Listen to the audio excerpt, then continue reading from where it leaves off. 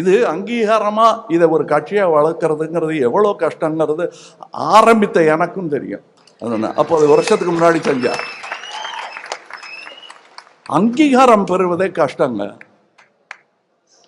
இவெல்லாம் ஒரு ஆளாங்கிறது எத்தனை வருஷமா கேட்டுக்கிட்டு இருக்கோம் நாம. அது பதவி ஆசைகள் வரும் கோபமே தவிர அதுக்கும் சாதிக்கும் கூட சம்மந்தம் கிடையாது. ஆனா ஒண்ணு என்ன கேட்டாங்க, அரசியல்னா ஒரு எதிரியை முடிவு பண்ணிக்கலன்னா அது அவங்க சொல்றது தற்கால சம்பாத்திய அரசியல் பத்தி சொல்றாங்க. எனக்கு அரசியல் கடமை, என் தொழில் சினிமா, கோடி கோடியா சம்பாதிப்பேன். அப்புறம் இதெல்லாம் என்ன பண்ண போறேன்னு யோசிச்சா, இவங்க சுவிஸ் பேங்க்ல வச்சிருக்காங்களே சுவிட்சர்லாந்துல, அந்த பணம்லாம் இவங்க வியாதியஸ்தர்களா படுத்து கிடக்கும்போது திரும்பி வந்துதான்னு பார்த்தா வரவே இல்லை. அது அவங்க நம்புற சொர்க்கம். இந்த சொர்க்கங்கிற மாயை நம்ம ஒரு 4 சதுர அடி நிலம் வாங்கணும்னா புரோக்கர்கிட்ட கேட்பேன், எங்கப்பா இருக்கு, இது இங்க இருக்கு, ரூட் இருக்கா, ட்ரெயின் இருக்கா பக்கத்துல, சாக்கடை வழியா பக்கத்துல, போய் மிதிச்சு பார்ப்போம். யாருமே பார்க்கல. பார்த்துட்டு ஒரு புரோக்கர் கூட சொல்லலை நம்ம கிட்ட. இருக்கிறதா நம்பிட்டு இருக்கிற ஒரு இடத்துக்கு அட்வான்ஸ் கொடுக்குறோம். இதுக்கு இல்ல போடணும், இந்த சங்கிலி கொடுத்தார அதுதான் சொர்க்கத்துக்கான அட்வான்ஸ். என் படத்துல வரும், இந்த பாட்டெல்லாம் வரும். இதை உணர்ந்துதான் நான் வந்திருக்கேனே தவிர ஏதோ தப்பி அரசியல்ல எங்க போகணும், தடுமாற்றமா இருக்க, பிடிக்க ஒரு தோல் வேணும். ஏன் சாதியை சொல்லி என்ன கிண்டல் பண்ணுவாங்க. அதனால என்ன கேட்டாங்க, முதல் எதிரி தேர்ந்தெடுத்துட்டீங்களான்னு. தேர்ந்தெடுத்துட்டேங்க, சாதிதான் என் முதல் எதிரி.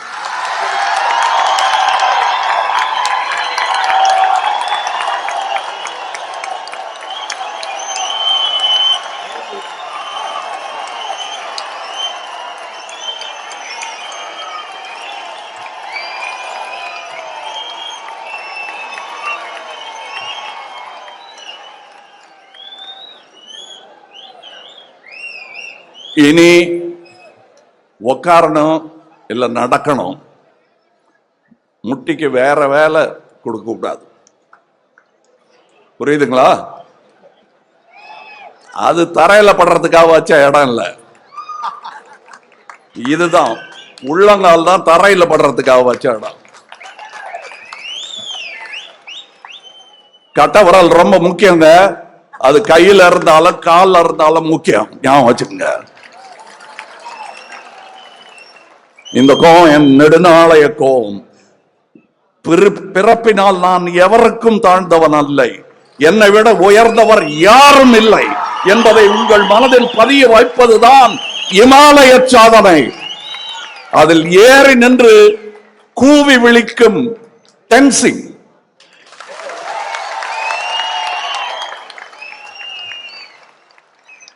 அங்க பறக்கட்டும் பாரத மாதாவின் கொடி.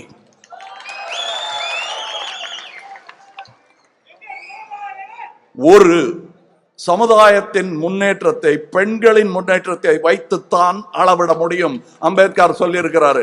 நாங்க என்ன சொன்னோம், மக்கள் நீதி மையத்துல பெண்களுக்கு ஒரு உரிமை தொகை கொடுக்கணுங்க அப்படின்னு அது நாங்க சொன்னோம். செய்யல, சொன்னோம்.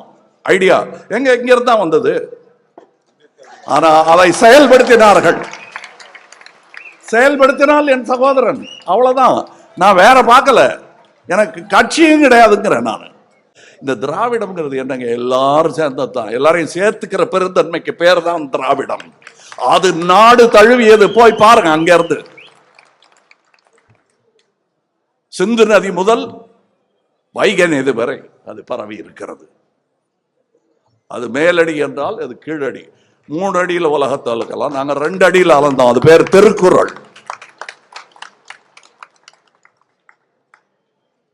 இங்க என்ன நிறைய பேசிக்கிட்டே இருப்பேன், அவர் பேச்ச நீங்க கேட்கணும்.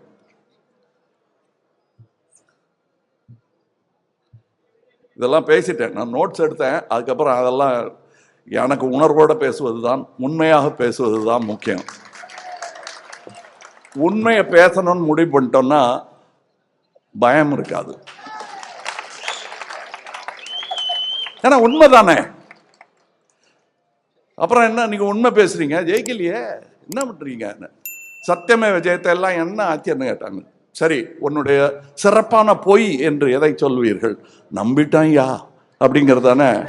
எப்படி நம்பினீங்க? உண்மை மாதிரி இருந்த பொய் கூட ஜெயிக்கணும்னா சத்தியத்தை கொஞ்சம் தொட்டுக்கணும், ஊறுகா மாதிரியாவது. சத்தியம் ஜெயிச்சுக்கிட்டே இருக்கும். உனக்கு அது தெரியல, எங்களுக்கு தெரியுது. ஆனால்தான் நியாயமா நேர்மையா பேசுறவனுக்கு பொய் சொல்றவன உடனே அடையாளம் தெரியும். உங்களுக்கு என்ன அடையாளம் தெரியுதா? நான் நேர்மையானவங்கிறது அடையாளம் தெரியுதா? என்ன மாதிரி கோடி பேர் இருக்காங்க உங்களுக்கு தோள் கொடுக்க, அவனையும் சேர்த்துக்குங்க. நீங்களும் வாங்க.